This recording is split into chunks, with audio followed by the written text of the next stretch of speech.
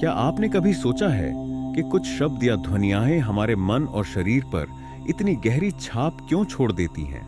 क्यों सिर्फ एक साधारण ओम का उच्चारण हमारे मन को शांति और सुकून से भर देता है?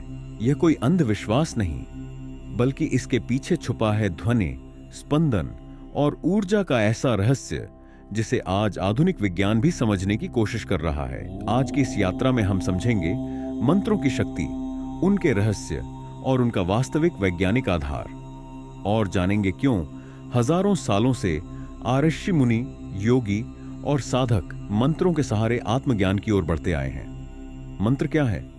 संस्कृत शब्द मंत्र दो धातुओं से मिलकर बना है, मन और त्र। मन का अर्थ है मन या चित्र का अर्थ है रक्षण या उपकरण। यानी मंत्र वह साधन है जो मन को बांधता है, शुद्ध करता है और उसे ऊंचाई तक ले जाता है। मंत्र सिर्फ शब्द नहीं, यह ध्वनि ऊर्जा है। जैसे बिजली हर जगह है, लेकिन उसे सही उपकरण से ही पकड़ा जा सकता है, वैसे ही मंत्र भी ध्वनि के उस रूप को पकड़ते हैं जो अदृश्य होते हुए भी हमारे चेतन और अवचेतन मन को बदलने की शक्ति रखते हैं। आधुनिक विज्ञान बताता है कि ब्रह्मांड की हर चीज ऊर्जा है और हर ऊर्जा एक विशेष आवृत्ति, फ्रीक्वेंसी पर कंपन करती है। जब हम कोई शब्द बोलते हैं तो वह हवा में कंपन पैदा करता है, लेकिन जब वही ध्वनि विशेष ढंग से बार बार और सही उच्चारण के साथ बोली जाए तो वह कंपन हमारे शरीर और मस्तिष्क की तरंगों को प्रभावित करता है। यही कारण है कि जब हम मंत्र जपते हैं तो हमारे विचार शांत होने लगते हैं, तनाव कम होता है और शरीर की ऊर्जा संतुलित हो जाती है। विज्ञान इसे रेजोनेंस इफेक्ट कहता है, जब एक कंपन दूसरी वस्तु की आवृत्ति से मेल खाता है और उसे भी कंपन कराने लगता है। सबसे पहला और सबसे शक्तिशाली मंत्र है ओम। ऋषियों ने कहा है कि यह ब्रह्मांड की आद्य ध्वनि है। जब कुछ भी नहीं था तब केवल ओम का कंपन था। वैज्ञानिक भी मानते हैं कि जब ब्रह्मांड की उत्पत्ति हुई तब उससे निकली ध्वनि किसी हद तक ओम जैसी थी। ओम का उच्चारण 3 भागों में होता है, अजागृत अवस्था, उस्वप्न अवस्था, एम गहरी निद्रा अवस्था, और इनके बाद की मौन ध्वनि तुर्य कहलाती है, जो आत्मज्ञान का प्रतीक है। जब कोई साधक लंबे समय तक ओम का जाप करता है तो उसका मन स्थिर होने लगता है और वह धीरे धीरे आत्मा से जुड़ने लगता है। गायत्री मंत्र को मंत्रों की जननी कहा जाता है। यह वेदों का सबसे पवित्र और शक्तिशाली मंत्र है। गायत्री मंत्र ओम भूर्भुवः स्वः तत्सवितुर्वरेण्यं भर्गो देवस्य धीमहि धियो यो नः प्रचोदयात्। इस मंत्र में हम सूर्य देव से प्रार्थना करते हैं कि वे हमारी बुद्धि को प्रकाशित करें और हमें सही दिशा दें।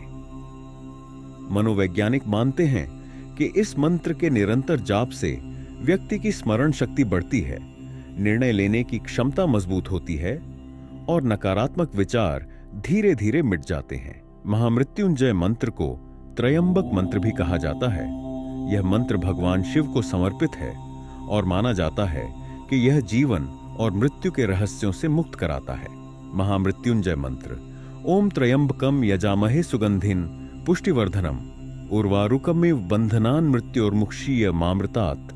इस मंत्र का अर्थ है हम त्रिनेत्रधारी भगवान शिव की उपासना करते हैं, जो सुगंध की तरह सर्वत्र व्याप्त हैं और जीवन का पोषण करते हैं। जैसे पक्कर बेल का फल अपने बंधन से स्वतः अलग हो जाता है, वैसे ही हम मृत्यु के बंधनों से मुक्त हों और अमृता प्राप्त करें।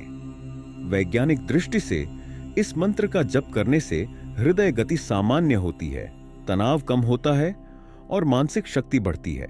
यही कारण है कि गंभीर बीमारियों के समय भी इस मंत्र का जप किया जाता है। कई वैज्ञानिक शोध बताते हैं कि जब हम लगातार मंत्र जपते हैं तो मस्तिष्क की अल्फा और थीटा तरंगें सक्रिय हो जाती हैं। अल्फा वेव्स मन को रिलैक्स करती हैं, थीटा वेव्स गहरी शांति और रचनात्मकता लाती हैं। यही कारण है कि मंत्र जपने वाले व्यक्ति को ध्यान लगाना आसान लगता है और वह तनाव व चिंता से जल्दी बाहर निकल जाता है।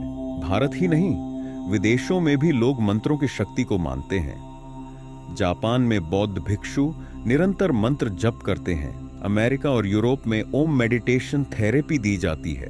कई डॉक्टर मानते हैं कि मंत्र जप से दवाई का असर और तेज हो जाता है। मंत्र केवल धार्मिक अनुष्ठानों तक सीमित नहीं, बल्कि यह मानसिक शांति और स्वास्थ्य का एक प्राकृतिक साधन भी है। मंत्र सिर्फ शब्द नहीं, वे कंपन हैं, वे तरंगे हैं जो हमारी चेतना को ब्रह्मांड की ऊंचाई तक ले जा सकती हैं। चाहे वह ओम का सरल उच्चारण हो, गायत्री मंत्र की प्रार्थना हो या महामृत्युंजय मंत्र का जप, हर मंत्र में छुपी है एक अद्भुत ऊर्जा जो हमें तनाव से मुक्ति, सकारात्मकता और आत्मज्ञान की ओर ले जाती है।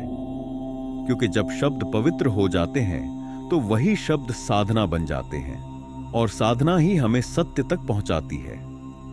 अगर आपको यह रहस्यमयी यात्रा पसंद आई हो तो इस ज्ञान को औरों तक जरूर पहुंचाएं। वीडियो को लाइक करें, अपने मित्रों के साथ शेयर करें और ऐसे ही आध्यात्मिक रहस्यों को जानने के लिए चैनल को सब्सक्राइब करना न भूलें। याद रखिए, मंत्र सिर्फ सुनने के लिए नहीं है, मंत्र जीने के लिए है।